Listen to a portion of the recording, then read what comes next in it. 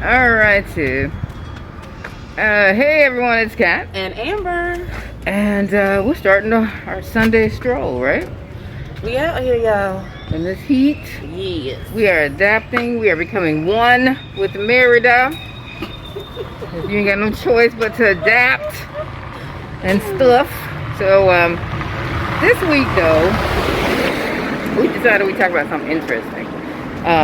Well, I mean every week is interesting, right? Of course. I mean every week is interesting. But anyway, this week we're going to talk about medical care in Mexico. So, a couple of weeks ago, or actually going on like 5-6 weeks now? Yeah, about a month. Yeah. A little more than a month. Yeah, Amber left to go back to the States and to check on family,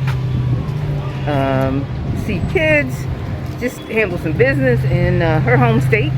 And I was going to go back to the States a few weeks after her to check on my family, because we were in different parts of the U.S., and just handle business, you know.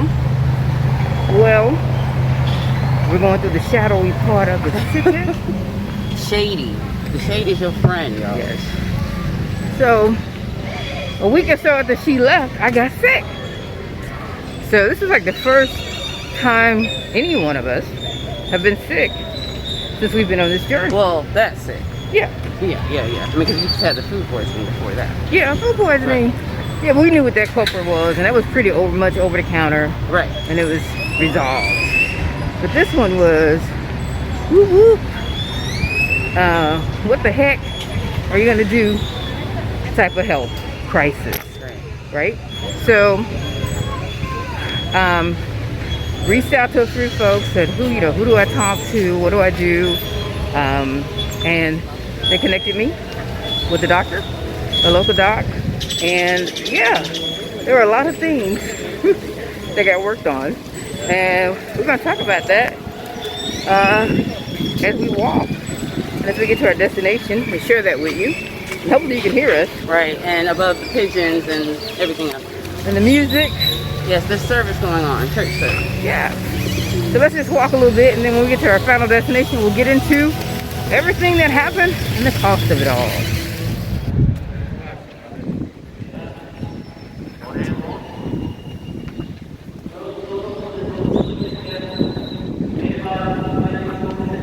Church is in service.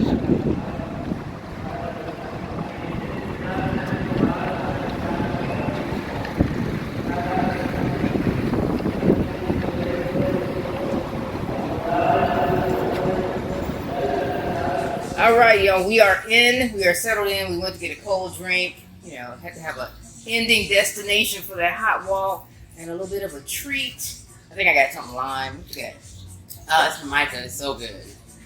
So good. We had some Formica yesterday. It wasn't that great. Yeah. But that's another day. All right, so we were talking about medical care in Mexico, in particular in Merida, in relation to my health. So again, after Amber left, a week after she left, I was having a blast, y'all. I was laying on the couch, flipping channels when I wanted to, eating what I wanted to, and that's where the problem came into.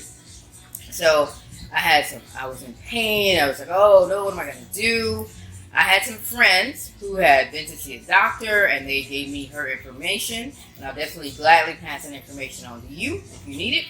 So it turns out that I was having basically colon inflammation. So basically, I have a family history of Crohn's or some type of intestinal IBS. Yeah, stuff like that. So autoimmune issues. I have eczema, I have allergies. This is just really following the line of life for me. So I had my first inflammation, and it hurted. So I went to the doctor. I just want to basically give you the process of how easy it was, because it was truly one of the easiest experiences of being sick for me in my life. As far as healthcare goes. Right, being sick. So I contacted the doctor actually via text, because I was giving her information, her phone number. I sent her a message on WhatsApp. I said, these are my symptoms. And she said, okay, you can come in tomorrow. Okay, this was a Sunday. I went to see her. Was it a Monday? It might have been a Monday evening. And I went to see her on that Tuesday. She got me in that afternoon, diagnosed everything, told me what was going on. We actually, I believe we did an ultrasound that day as well. My appointment was at like 2:30. She walked me, her office is in a hospital. So she did the exam. She scheduled me for an ultrasound where she actually walked me down to the ultrasound department, filled out all my paperwork. I didn't have to do anything but hand her my passport and my card to pay for the services. Within 15, 20 minutes, I was actually getting the ultrasound. Now, the ultrasound tech didn't speak English, but I had Google app translate on my phone. She asked me a few questions into my phone. I answered it into my phone. We were meshing, y'all. It was no problem at all. I felt a sense of relief, right, that I'm getting this problem solved. She diagnosed everything that was going on. And after that, we went back up to her office, told me what the next step was going to be, how we were going to proceed. I felt extremely comfortable. She did speak English. And everything was freaking fantastic. It was 2:30. By 4, I was leaving. Maybe even earlier than that. And in that time frame, I'd had an ultrasound. I'd been in the doctor's office twice. I had received a shot. I had received my script. I had received my next course of action of what was going to happen. All of that, the ultrasound was the most expensive. It was actually $100. It was $99. I went and checked my account. It was $99 for an ultrasound, y'all. Which happened within 15, 20 minutes of her saying, let's go get you an ultrasound. Keep that in mind. The office visit itself to include a shot for pain was $88. $88. I just want you to, $88, y'all. No insurance. This is strictly cash. I walked across the street to the pharmacy. $24 for my meds. And I had like 3 prescriptions. $24. I was back home by 4:30. And on my course of meds. And she checked on me. She would send me messages. How are you doing? What's going on? Describing everything. And then, of course, I'm calling Amber. We're talking. I'm telling her I'm in severe pain. Inflammation of the colon is just not something you want to wish on anybody. So this is a new lifestyle journey for me. We're going to be figuring out if I actually have Crohn's. But again, it's in my family. It's not something that's surprising. My grandmother had colon cancer. It didn't kill her, but it definitely altered her life. A few of my aunts have issues with their colon and kidneys and things like that. So I'm preparing myself for what the future may bring, but I'm feeling very confident in my medical care here in Mexico. And then since then, too, when you've had like more pain or had other complications and you had questions and you reached out to the same doctor, she always got back to you like within like 24 Less than that, yeah, within 24 hours. Yeah. I would text her on WhatsApp, and she would respond within a couple hours. Now, mind you, she's seeing other patients. I'm not her only patient. And then out of the blue, she would randomly text me in the morning. Anandra, how are you doing? That's my real name now. But anyway, so all these things. And then, because my immune system was compromised due to colon inflammation, I got sicker. And it was just a side effect of it all. I sent her a message. I said, I think this is what's going on. She said, come on back in. Came back in. Another doctor's visit, which honestly, she didn't even charge me for. Gave me another shot for pain. Gave me another script for some more medication. That cost me about another $20. And in the middle of all that, y'all, I had lab work done. And they came to my home to draw my blood. She sent me a message. They're outside. I opened the door. I'm in pain, y'all. Remember, I'm not healthy. So the fact that I didn't have to leave the house in the heat, because it's hot as heck in Merida right now, and be just uncomfortable. The guy walked in, sat me down at the table, drew the blood. 5 minutes later, he was gone. She called me that night with my results. He was there at like 12. She called me at 8 o'clock that night with my results and went over everything. And honestly, I'm good. My blood work was fine. And she's like, everything was in range, you're good. I'm just having complications due to possible Crohn's. And if you do some research on that, you'll find out, it's just life.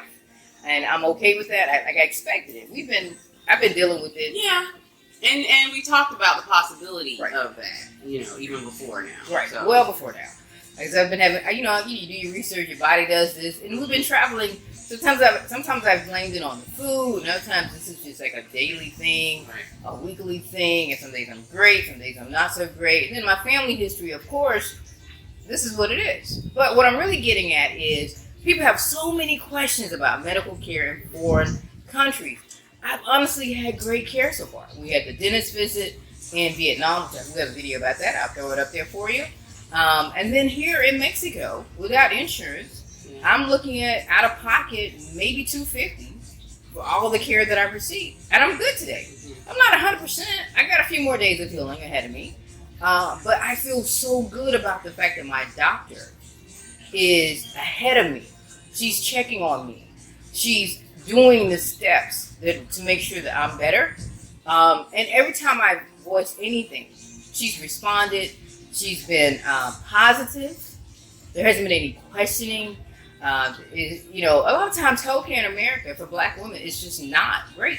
Right. We were just talking about that. The fact that, even while I was in the United States, my mother was having some health issues and was needing to go. She's always going to the doctor, and just thinking about like the health care that she was receiving in comparison to what my mother was receiving in the United States. It's not poor health care, but it's definitely different. It's definitely different. The fact that she didn't have to leave the house to get some of the care that she got was amazing. And just like she said, just with, here, I don't think we're going to have to worry about if doctors are going to question us because we're Black and we're women. And you have to think about that if you're a Black woman anywhere else. Right. Or in the United States. In the United States, definitely. Healthcare biases, racism is definitely present in healthcare. And that's really what I'm pushing a little bit, along with the costs, because the costs were amazing. Out of pocket, like I said, $250. I worked in healthcare for a number of years, and $250 is stupidly cheap. Mm-hmm. And she actually makes house calls. She's just extremely busy, which is why she asked me to come to her office, and I have no problem with that, because I'm used to going to the doctor's office. I'm not used to visits at my home. But she was like, I'm back. I got patients at the patient. Can you come in to see me? Of course I can. You mean tell me I send you a message at night, and the next day you tell me to come in, and you see me diagnose everything, and I know that we're on the right path because everything that you did worked, and it makes sense, and I'm not questioning her. Like I said, I'm not 100%, but peace of mind is at 100%. And that's really the health. That's the part of health that you need to get better. To know that everything is okay, and that you are getting to the point where you're going to be healthy. That's true. And my wife wasn't here. Woo. And she was stressed. I was stressed a little bit about the fact that she wasn't here. I talked to my friend Spring, who went to my first doctor's appointment with her, just to make sure that I was good to go. So yeah, and the thing too is even before this experience, I've had a couple of other people tell me that they've been they didn't have serious issues the way that we're describing, but just like regular visit they had to go to for a doctor, and in both those situations they highly recommended whoever they went to go see. So I've never heard someone who's a foreigner here living who's just had a horrible problem with healthcare. Everyone's really been positive about it, so that says a lot. And there's always going to be exceptions to the rule. Medical care is medical care around the world, right? But we want to emphasize cost here. We want to emphasize responsiveness, peace of mind, and just living, and how you can make it. How medical care in America can put you in debt and stress you out even more. That was the thing I was worried about. I was like, how much is this going to cost me? Am I going to have to be hospitalized? And she was like, no, we're going to do this, and this is going to defer your costs. She said, we're not going to have labs drawn here in the hospital. We're going to send the lab tech to you. It's going to be cheaper. How is that cheaper, y'all? Wow. How is that cheaper? But I thank her, and I'm good. I didn't go broke. I didn't stress out about money paying for my health, which I would have done in America. Or get hit with unnecessary tests, right? Just to make your bill higher. Right. That's true. That's a huge factor right there. I'm blessed and I'm thankful. that I had such quality health care while my wife was out of the country. And we're good to go. Now I'm still here. I haven't made it to the U.S. yet because I want to make sure that I'm better. I don't want to travel with my immune system compromised. And she advised not to do that, and I follow her advice. So we'll see what happens. But yeah, we just wanted to share that experience with you. For those who are considering moving to Mexico. It may have health issues. And if you have health issues, you definitely need to connect with a doctor before. Find out, we mentioned this before, find out what scripts, what medication that they have here that they may not have, or that you have in America that they may not have here, what you need to be switched to. Start switching possibly, if that's what it takes so you can see the effects. But you definitely need to find a good doctor. Yeah. And you need health insurance. I did this without health insurance because we did some things and we were like, yeah, we're going to be signing up for something, and I'm a vet, so I was looking at the VA system. I'm like, which one are we going to do? And I put it off. It was all me. It wasn't Amber. She's like, we're going to go and get this. I'm like, no, give me a few. Let me think about this. I'm looking at different things. Right. Yeah, that was my mistake. But we got lucky. We got lucky. Yeah. I mean, because medical care just isn't Right. the same price in America. Right. And I don't know if it's luck, if it's just reality-based here. And now I have to have a colonoscopy in a few months. And that's going to be, I think she quoted me around $300. I think the cost for colonoscopy in America is around $1,500 or more, depending on what part of the U.S. you live in, what healthcare system you're in. So I already see what I got to do. And I have no problems with that. So, yeah. So that is us in medical care in Merida, Mexico.